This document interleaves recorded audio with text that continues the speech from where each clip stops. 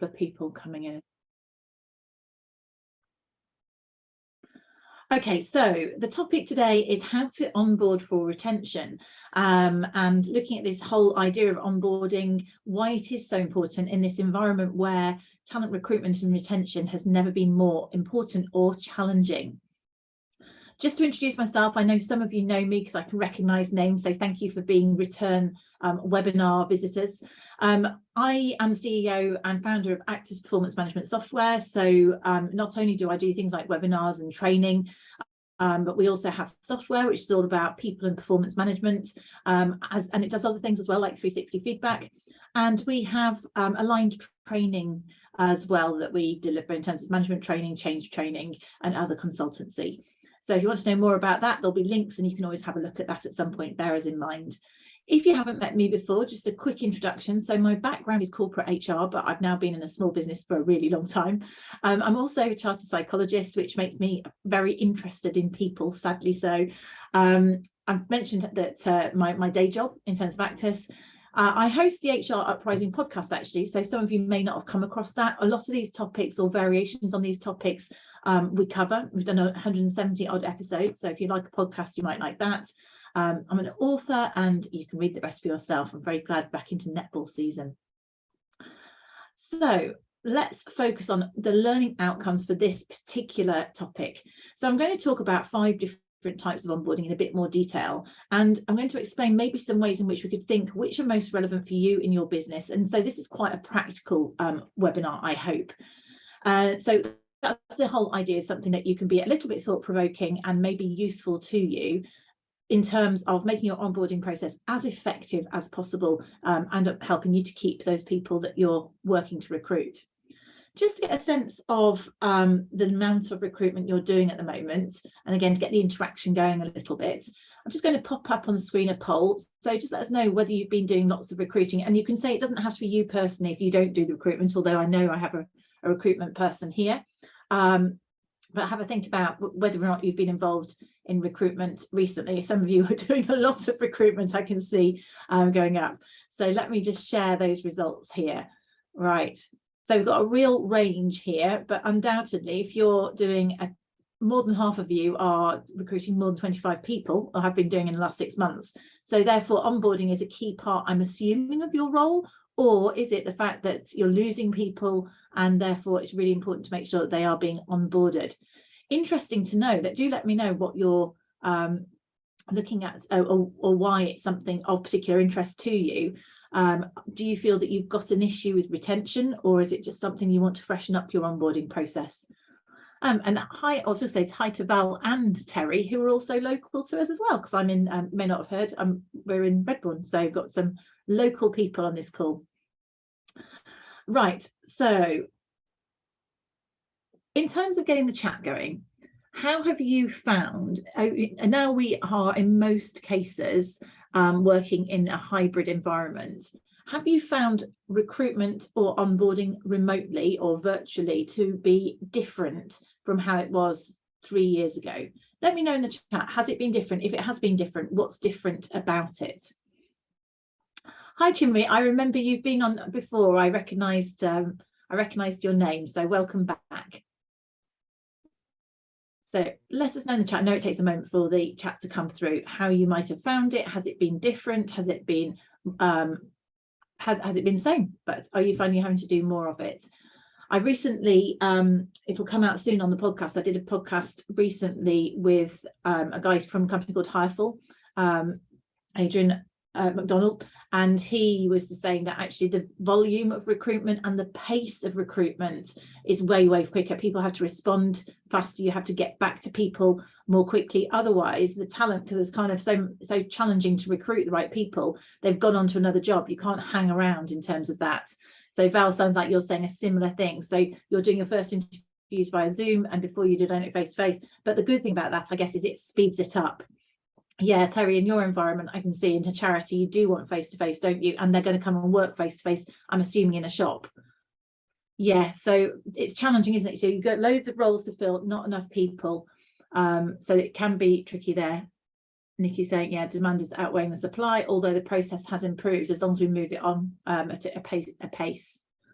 upside there, so Gaia, that's a good point. So we can hire more people who live abroad and move around. You don't have to just require a recruit in a locality, so that's useful.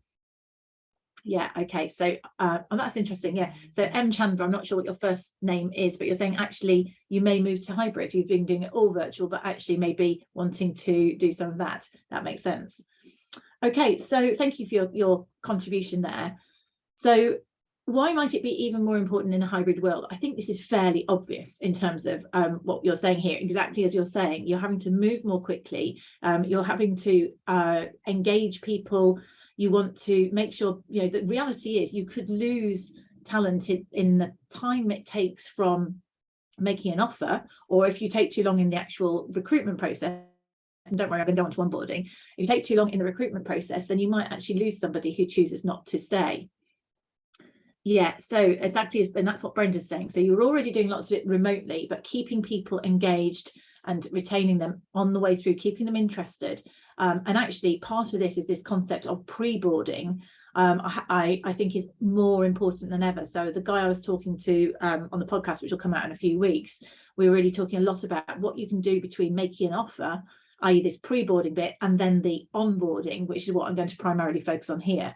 And I think anything that I'm sharing here in terms of onboarding, it's in our interest to think about how you can incorporate it into a sort of pre-boarding process. So you keep people, you've gone to all that work of making an offer, you want to make sure they show up virtually or face-to-face on that first day. So it's never been more important because of the whole shortage of talent and how key it is to be able to keep people in the organization and getting them up to speed as well. And in a hybrid world equally, I don't know whether you found it, how have you found onboarding people if you've only had them through a virtual environment? Then how have you found that in a hybrid world? It's something that's quite difficult, isn't it? I think, you know, in fairness, we've got Caitlin, my colleague on this call. She joined us a week before the pandemic. So a lot of her initial training was all done remotely. We had to move to that, and lots of people have been recruited directly into a virtual world and now a hybrid world. They may not have those same relationships or maybe even the loyalty, and that becomes a risk for us in wanting to retain them. We have to make sure. And again, this is the thing. Thank you so much for the chat, guys, here. So yeah, Hannah was saying you've started to introduce more in-person stuff to try and help people have that human contact, which was hard when we were fully remote. And Corinne's saying pre-boarding is so important because we want to keep people warm and engaged before we start. We don't want people to switch off, and you can have a high turnover. So you're having a problem with that high turnover, and people seem to leave within the first month. That's soul destroying, isn't it? What do you think? Do you do exit interviews? Are you hearing what the reason is, Corinne? And is anyone else having that sort of challenge where you're losing people quite quickly? I mean, we'll look at the onboarding stuff, which hopefully will help, but definitely pre-boarding activities that we can incorporate. The other thing is there something about the messaging? What's happening? Are people, maybe, is it not the job? Is there something about, is it not the job they thought it was? That would be the interesting thing to bear in mind. Yeah, Katie, well, I think that's interesting. Can you do that? Well, that's an ethical and a legal. I think it depends on the contract. You can try, Katie, but Katie said, how does it happen if you worked at home for 2 years full time and the company wants to bring people in 5 days a week full time? Can you do it? And what's a good onboarding process? I think I'll come back to what a good onboarding process is there, because in theory they've been onboarded to the organization, and they should know what their job is, which is most of what we're talking about. But there's a cultural piece. My biggest concern with that is if people don't want to do it, is they will leave, because now actually the flexibility and work-life balance, they're not going to be prepared to compromise it. I think it's a little bit short-term thinking of an organization to do that. It also could smack of lack of trust, because if it's been working fair enough for 2 years, why would you suddenly expect people to have to come in 5 days a week? I mean, obviously if people want to, that's slightly different. Great. Okay, so you've had a great one, Claire. With you work for Cambridge. I'm taking you work there as opposed to studying there. Zoom meetings, virtual induction, and lots of online training. So that sounds really well structured. Brilliant. So Corinne's done lots in terms of addressing this pre-boarding thing. So it's never been more important, and the cost of attrition is really high. before I go on to that, we'll look at some of the stats around cost of attrition.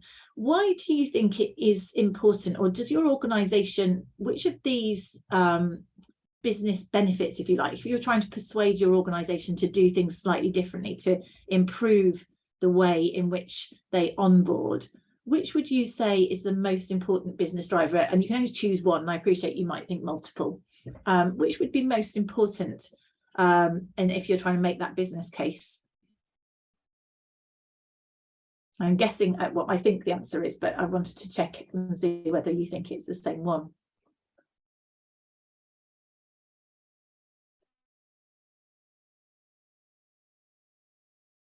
I'll give you a couple more minutes. Half of you have participated so far.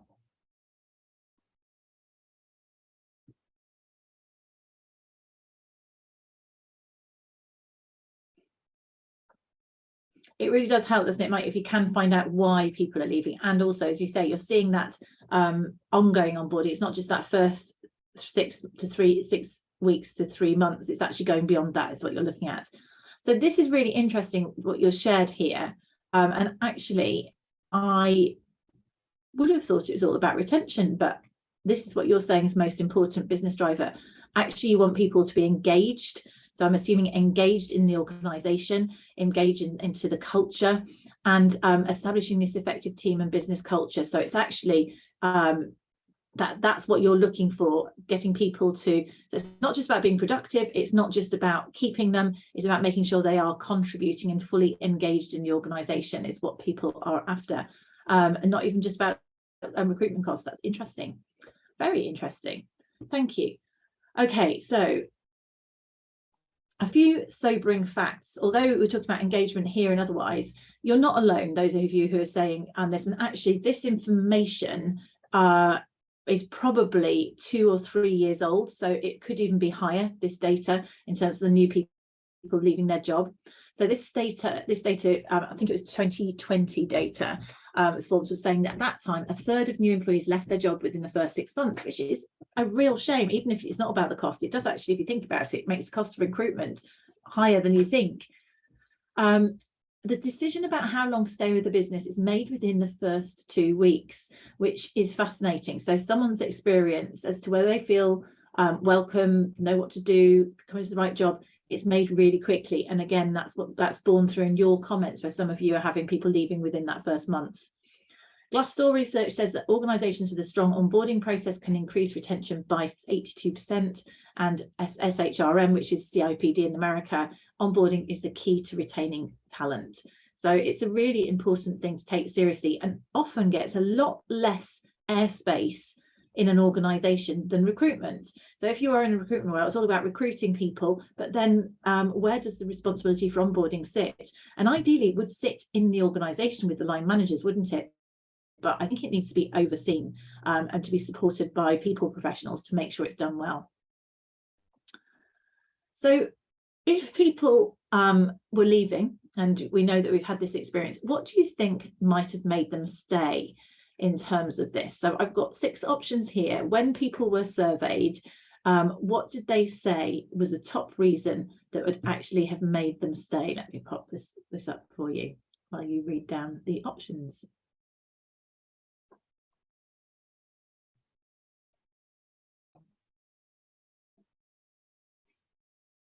Here you go. It's a poll. You're in there, Katie. And I'll give you a clue. They are all valid. So they all are on the list, but which do you think was the one that was the top reason?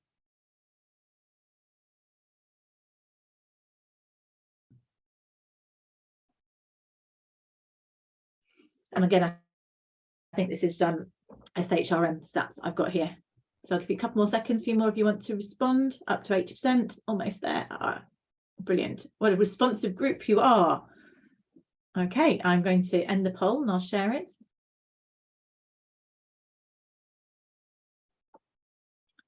So how interesting is this? That very much is about, and this is key actually. I wonder whether or not this would be more so now we're recruiting into a virtual environment, this sort of thing. So having enough attention, are people feeling more isolated? And that could well be the top reason if we were to do this survey right now. Same thing, that whole sort of feeling supported, a friendly smile, someone next to you that you can reach out to. When you're recruited into an office, you've got that human touch, whereas people being recruited into their home office, it's really easy to be isolated. Now, again, I did go out and look to see if I could get extra data on this. I haven't got a new equivalent of this. So again, we have to caveat this information based on a couple of years ago, pre-pandemic. So previously, what people would have said is they wanted a more structured onboarding process. So they didn't feel, I mean, what that really means is a bit of all of the below, but they wanted more guidance. They wanted to know what to expect. They maybe wanted to be able to see the plan reaching out, as someone said earlier, right out to sort of 3 to 6 months, so they could see their sort of future and their evolution coming into the organisation. Within that structured onboarding process, they wanted to have clear guidance about responsibilities, which is interesting, isn't it? Because, now that, if you think about it, it's even more important in a virtual environment where someone is being recruited in and they might not know the environment, what's expected of them. They want to be successful, and there isn't someone they can ask, who's sitting next to them so often. So really need clarity, probably even more than before. More effective training, a friendly smile or helpful co-worker, ability to contribute better, and more attention. They wanted more attention. So that's what that was said. And again, the date of that was 2020. Would that be different now? Interesting, because of course that would be previous data. And I think you could be right that perhaps people feel that would be higher up the list. The key is an effective onboarding process should incorporate that, and it should be managed by the line manager. You should have co-workers built into it to support people, to make sure that that's going to give them that kind of connection that they are after. And Corinne, you're right, people do leave because of line managers, and it doesn't need to be a nasty line manager. It could just be an absent line manager, or a line manager that doesn't give clear guidance, which is, at the end of the day, clear guidance about responsibilities should come from the line manager.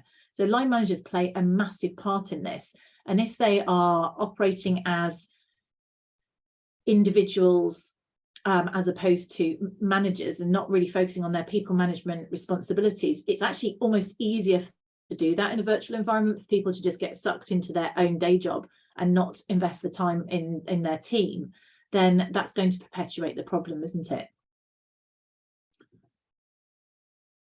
So when should onboarding start? I think we've kind of covered this in the chat to a certain extent, is this importance of pre-boarding.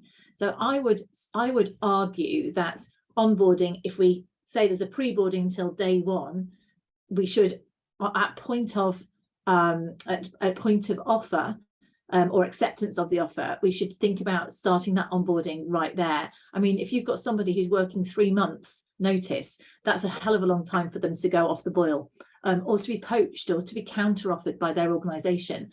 So whereas in this content I'm going to focus mainly on onboarding, aspects of it, as in onboarding that takes place from day one, aspects of it can be done as part of the pre-boarding process. And I would really recommend that you think quite a lot about your pre-boarding in terms of how can you make people feel part of the family, how can you connect with them in terms of their, what the policies are socially and things like that, how you can keep that connection, and almost helping them to feel part of the team or family as they're working towards that day one, so that they feel engaged from the start, and they're actually engaged on day one and feel really welcomed.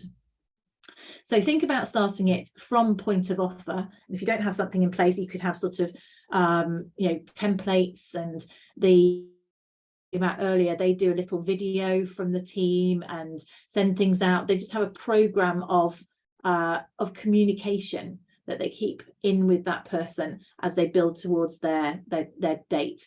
I was saying that I found that I noticed that my daughter's just gone to university, and they did quite a nice countdown type thing. 6 weeks before, you need to do X, Y, Z.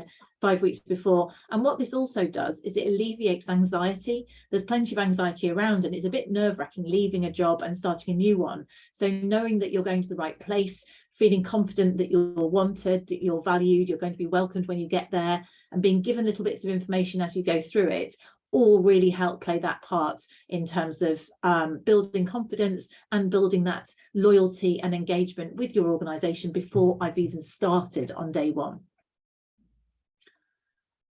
So then let's have a look at these different types of onboarding that I hopefully might just get you thinking of some extra areas where you can do this. So we've got operational, we've got knowledge, we've got performance, we've got talent, and we've got social. And I'll go through each of them term.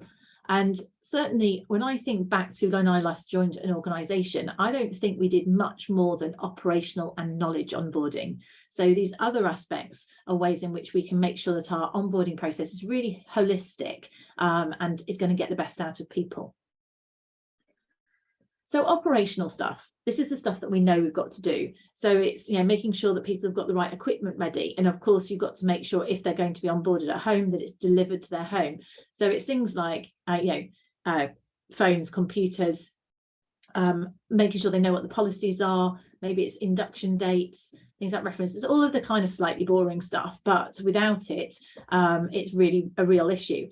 It sounds really obvious, and hopefully it doesn't happen so much anymore, but it used to happen. I remember people used to arrive as new starters without a computer, and it's really, that would not work at all, would it, in this environment? So making sure that you have got established processes in your organisation that will ensure that these things are delivered in really good time. If they're coming into an office, or if it's a hot desk, making sure someone has thought about where they're going to be.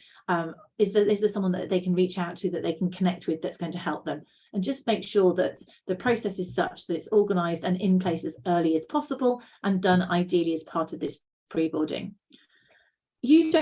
As HR, we shouldn't be owning this. We should just make sure there's a process and it works. So the question really is, have you got the processes in place? That means that this could be initiated by the line manager. It's their recruit after all, and make sure that this is going to happen, rather than it being handed to someone else.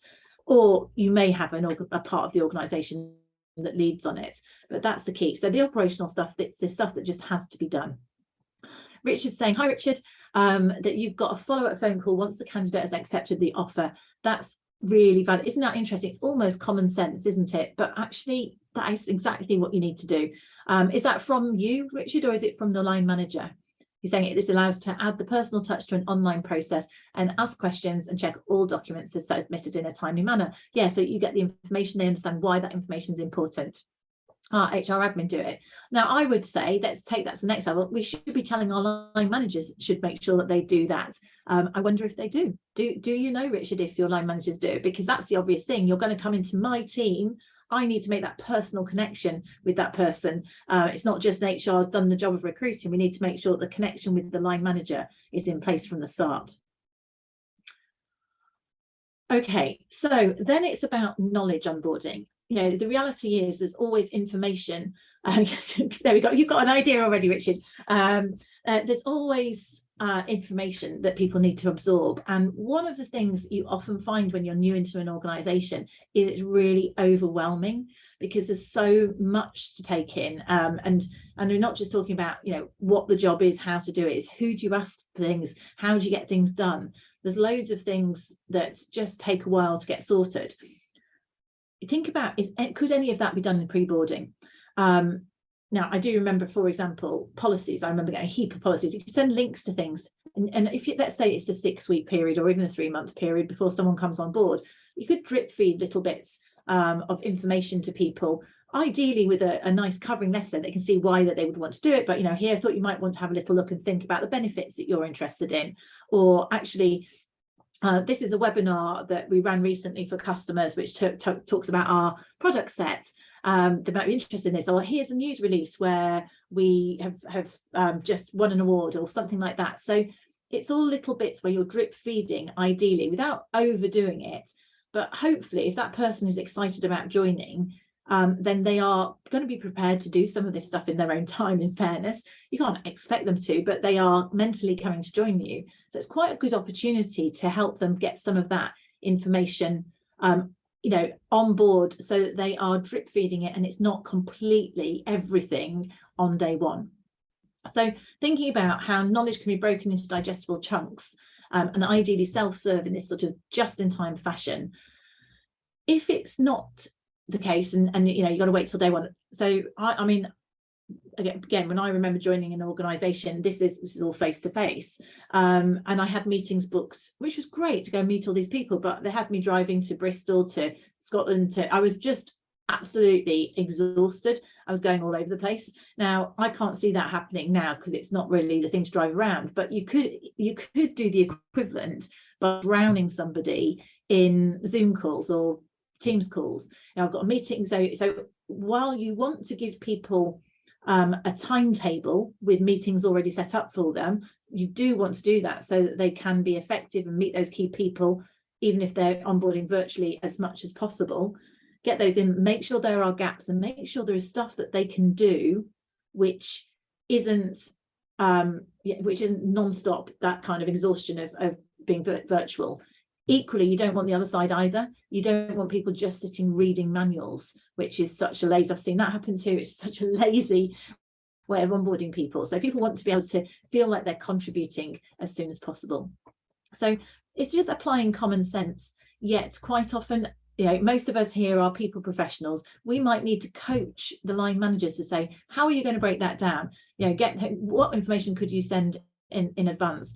Actually getting the managers to think about how could they help people, and how can we make sure that we don't blow people's minds and we get this balance between virtual self-study and contribution as early as possible in those first few weeks. So we've talked about the first two, operational and knowledge, which are the two more standard ones that most of us, I'm sure, you've thought about. So a quick read down Corinne's put here. So this is this what you expect line managers to do, Corinne, or is this what you'd like them to do? So they should be contacting personally, send a welcome email with a training plan. This is your pre-boarding site, and it's got lots of information on that. Great. So all those sort of little questions and stuff, things that people take for granted, dress code, cafes, all those sorts of things. Yeah, great. That's what you're trying to get to them to do, and you're encouraging. So by what you've done there, Corinne, though, you're helping the managers to self-serve, aren't you? You're giving them the right things to signpost, which is ideal. You can lead a horse to water, can't you? That's so then let's think about ones that quite often are overlooked. Well, it looks like a good culture chain. Keep the pressure up, keep the pressure. So performance onboarding. This is one which I think is often overlooked. So let's say you have a performance management process, and someone joins in the middle of the year, then they might go, oh, well, we can't set them objectives because we've missed the cycle, we have to wait until the next appraisal. That's really short-sighted, because people want to feel they are achieving, and they need to take on key aspects of knowledge. So I would say that it's really important when someone starts that they really understand what their role is. They know what their responsibilities are, short, medium, and long term. They should have some goals. Now, doesn't have to be the same as, let's say, an annual performance target, but you would set them some objectives, whether it's about, whether it's about learning something or completing e-learning or whatever they've got to do, or it could be about some smaller projects or little items of work that they could do, which they can contribute to. So try and find sort of real things that people can contribute. I'm a real fan of not giving people stuff that's sort of pretend. So if you can think of things that someone can do and learn while doing. So an example, we had somebody join into our technical support team, and we got them to update our product user guide. So what they needed to do is update the photos. So by doing that, it was actually something that needed to be done. It would be quite a mundane job for somebody that knew it, but for someone who is new in, going through a system and seeing photos and updating them and changing them, actually that was, they were learning and they were doing something of use. So get managers to think, how can I give, and that's a thing, I've completed a user guide by the end of week 1. So it's something that's tangible, it's useful, and people are learning while doing. So those sort of projects are really useful. Make sure that the line manager is having those one-to-ones, and in a virtual world, I mean, we've said weekly, I think maybe even more frequently, should be talking to someone daily in their very few first days if they are in a virtual world. And make sure, again, line managers get this, depending on your culture, You may not find that not every culture has clear objectives, you know, for everyone, but it's so important for people to feel they're contributing and they're achieving in those first few weeks. So going back to that person, the people who are leaving within a month, why is that? Is it that they're arriving and it's not the job they thought it was, that they don't feel they can contribute, they're not quite sure what to do or how to do it, so they're not feeling that they're getting up to speed quickly, so they decide to go. You know, so those first 2 weeks, so important, sitting down that day one, this is what your responsibilities are, and this is what, you know, this is what we should try and look to achieve this week, next week, etc. Social onboarding. So this is something which not everybody does. It may vary a little bit based on the culture of your organization, but that's fine. You know, if you're a very informal conversation, like Hireful that I was talking about earlier, you might send a video out and be informal. That's totally fine. It's really casual. If you're a more formal, you're a law firm or something like that, it doesn't have to be silly. It's still being real, it's being human. So I said social, but you could think about this as cultural or just human onboarding.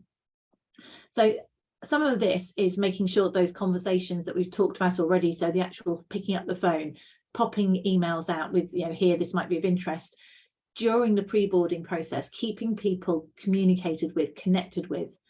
Then when they join, make sure they feel part of the team as soon as possible. So virtual or face-to-face. I mean, ideally, if you can do face-to-face now, you don't have to be in it, you would get them in face-to-face to start with, right? But you know, and if that is the case, can you do a team meeting, have a lunch or breakfast, and you know, make sure they feel valued. So you know, you say, I'm really delighted to introduce XYZ person. It could be put out on social media, so that the individual really feels that you're delighted that they've joined the business. So showing them that you really recognise them.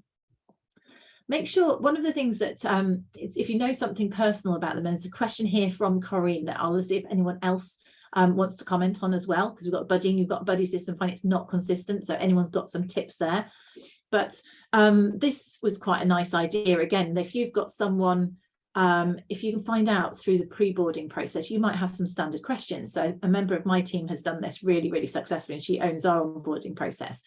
So she might go out and say, right, what's this person's favorite color? What's their favorite football team? You know, what's their favorite biscuit? And just knowing a few personal things about them. And then if they're coming into an office, let's say they're purple and they support Arsenal and they like Jammy Dodgers, then you might, when they join in, they've got a purple balloon and some Jammy Dodgers and, you know, an Arsenal mug on their desk, right? Or you can arrange for that to be going out remotely to someone. It doesn't have to be high cost, but it's something where they realize, oh, you took an interest in me as a person, and you've made that little bit of effort to say welcome to the team with something personal, which I think is quite a nice idea. Giving people a buddy, I actually think multiple buddies is really quite important in this environment. And I'm saying multiple buddies because you might have someone who's going to be your buddy who does the same job as you, who can give advice on where things are, or how to do things in terms of that. You might have someone who's just a really social person who's connected to everybody, who could be the sort of connections buddy, who gets you onto introductions to things. I think usually with something, with the buddy system, if you're saying it's not consistent, if something's not consistent, probably what you want to do is define what's expected. Because if you say you're a buddy, everyone will interpret that in a different way. So I think you might want to say, so you're a buddy, and what that means is that you will check in with person X, say, you know, you're their well-being buddy, right? So your job is just to message them every day or have a chat with them, you know, touch base with them every day, or whatever the frequency is that you think is right over that period of time. Another person could be, you're the go-to knowledge buddy or the tech buddy when they're having difficulty finding something in the filing system or can't use something. You're the person that they go to for that. So that's more of a reactive role. So you could almost define the different types of buddying that you think are needed in your organization, and then assign them to that person, so they know whether it's a proactive role or a reactive role and what's expected to do it well. So frequency of contact, level of support, and then use things like collaboration tools, obviously, in terms of all the tools, whether it's remote or otherwise, to talk to people. Okay, so Claire, you've got something that's that they get rewards the buddy. So I mean, you could, Claire would probably say what that might be, but recognizing buddies for doing that. If you have a recognition scheme, whether it's linked just to straight recognition, you know, shouting out people who've given the most support to new starters. You could even measure people. Buddying could be something part of someone's development plan.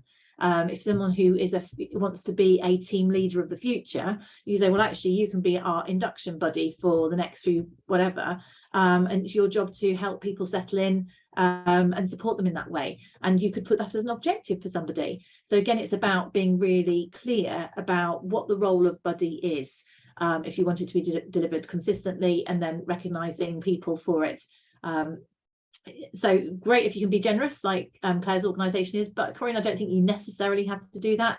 Like I say, if you want to build it into someone's career plan, or do you know what, there are some people who are just real people. Make sure, that's one thing I would say, make sure you assign the buddy role to someone who's not a mega introvert, who'd much rather, you know, work on their own. I mean, they could be the go-to, if they are an expert in something, then there's someone who they're the expert that's a reactive role, where the individual who's a new starter knows to go to them if they've got difficulties.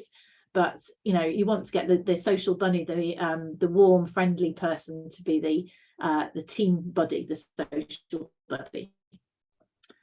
And then the final one people often haven't come across is this talent onboarding. So I talked a little bit about knowing them as people, you know, if they like their football team or whatever it might be, but also we recruit people for their background and experience, don't we, on the whole? Then it's really common to completely forget what that is when they come into an organisation or not share it.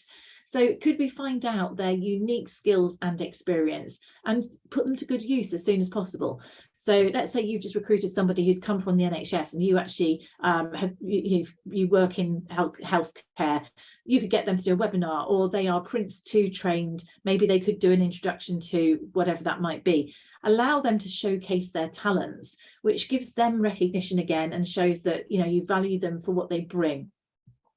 If you've got systems, like for example, we have in Actus, you have the facility to keep a talent. You could actually get that data from them at point of accepting your offer. So you could put the talents, their skills, they can speak Mandarin, they're a project manager, etc., etc. You could put it in the system, and then that's actually visible from the day they join. So thinking about those, because again, all too often we don't make the most of people's unique talents and we don't ever get to find them out. So find a way to do that. And then the other things, just having spoken about those 5, is there are, and I think this is, there's a point earlier, and actually I don't know if anyone else wants to comment on the point, which was it Kate sometimes who said that you've already brought people in. Kate said further at the chat, how does it work if you worked at home for 2 years and the company wants to bring you in 5 days a week full time?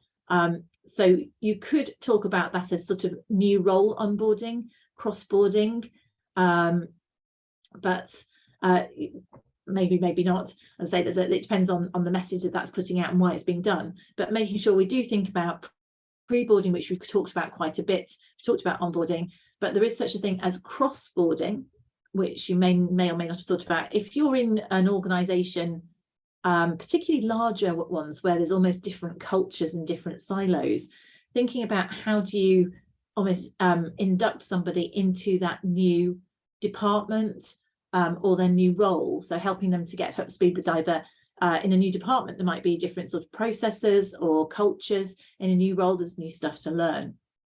So thinking about that as well to help people be really effective as much as possible. And again, these are the things that line managers should be thinking about, but maybe we have to challenge our line managers to make sure that they are thinking about them.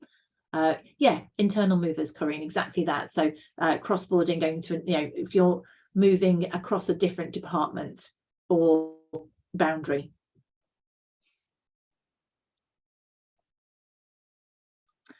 So I shared with you 5 types, and I'm sure you do lots of them well. But if you wanted to do one, if you were to think, right, what am I going to take out and I'm going to try and do more on, let's see which one you think you would like to do better.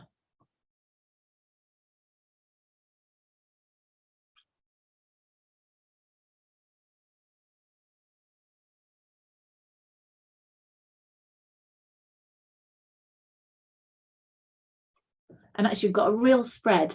So what would be good is if you wanted to maybe pop in the chat what you think you might try, almost as a commitment to yourself, but it will be inspiration to other people. So if it was one of the ones you think you want to do better, what do you think you're going to do as a takeaway from this webinar? So give yourself that commitment. Don't worry, I'm not going to bang on your door and see if you've done it, but it'd be great if you're happy to type it in and say what you think you might do to inspire others. So anyone else want to contribute? I've got 76%. So if anyone else wants to say which one they would like to do better, please do feel free. And I will end the poll and share. Great, up to 80%. Okay, and share. So there's a complete spread. So that's actually great, isn't it? So we can always improve all aspects of it. So you've all got different inspiration. And I say there's some really good stuff going on here in terms of internal areas. Carney, you've been busy here, haven't you? You've designed an induction checklist for internal movers because people assume they knew everything, but they don't. Exactly right. You know, someone could be highly experienced, but then really feel lost when they've gone into a new role. And that's a real shame, whether it's if you lose productivity or morale because of that, because they don't feel they can ask. So food for thought. What we've talked about here, you know, some of these things were easier to do in an office. How does this work remotely? You know, how are we doing this, or in a hybrid environment, how do we make sure it works? In terms of who should own the process, if it's line managers in your organization, do they know clearly that that's expected of them? We've talked loads about pre-boarding, and I think that's probably more important than it's ever been at the moment in terms of retention. Make sure you think about how can you get visibility of those new starters, A, from a point of view of PR and making them feel valued and recognized, but B, to make sure that those skills that you've recruited them for, that they are really visible. Are you using the technology that you have to support with this? You don't have to be too techie, but make sure you think about the technology you've got, see whether you can support it. Thinking about things like cross-boarding, new manager onboarding, that's another one actually, people going into a management role. So have they got the skills? It's an entirely different job. So are you able to give them clarity about what's expected of a line manager in your organization? Ideally give them training, management essentials, management 101 skills training just before they go into that role, so that they hit the ground running. And just make sure that your managers know that they have to give people real clarity about what that role is. And be prepared to break it down, particularly at the start of someone's career, their career in an organisation, so they know what to do. So hopefully there's some food for thought there. Please feel free, if anyone's got any questions or statements you want to add in, there's some good chat going on. What I really like about this is how supportive people are to each other. So you can share some ideas, and thank you to those of you who've given advice and comments as well to others, which is really, really helpful. So if anyone's got any questions, please feel free to either drop them in the chat, or to be honest, we've not got a massive group. You could unmute if you wanted to ask a question or contribute. I'll just put some links and further information up here. So there's my contact details. We will send these slides out to you. These are our next webinars between now and over the next sort of 6 months.